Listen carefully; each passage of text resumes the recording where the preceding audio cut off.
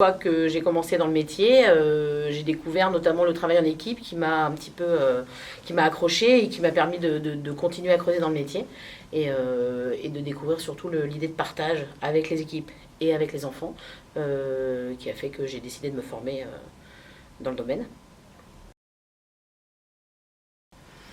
Alors, le métier d'animateur, ce que je dis souvent aux équipes quand elles arrivent, c'est qu'en fait, on leur donne un groupe d'enfants et ils doivent en faire un vrai groupe, c'est-à-dire que prendre une somme d'individus complètement différents, qui des fois ne se connaissent pas, et réussir à en faire quelque chose qui fonctionne. C'est-à-dire soit un moment intense, soit un moment d'amusement, soit un moment de partage, soit voilà. Mais en fait, c'est prendre une somme d'individus, les réunir dans un endroit et leur faire vivre un moment tous ensemble. C'est ça en fait animer. On ne peut pas animer avec une seule personne.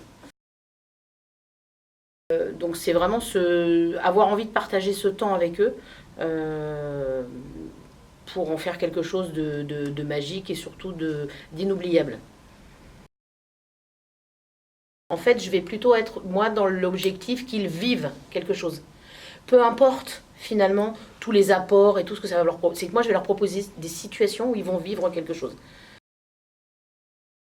Les thèmes sont indémodables et sont de toute façon un petit peu toujours les mêmes. L'idée, c'est, comme j'ai dit tout à l'heure, c'est de créer des instants, des moments à vivre, et donc elles sont liées au quotidien, à la saisonnalité.